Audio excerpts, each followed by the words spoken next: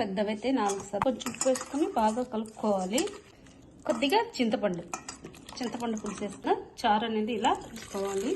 చారు ఇవి టేస్ట్ అనేది కొద్దిగా పసుపు, 1 చెంచా కారం.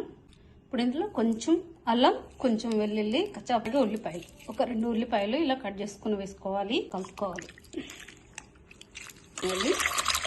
కరివేపాకు రెబ్బలు వేసుకొని మూత పెట్టుకొని మరిగించుకోవాలి. సన్న మంట వెలుగుతున్నాయి.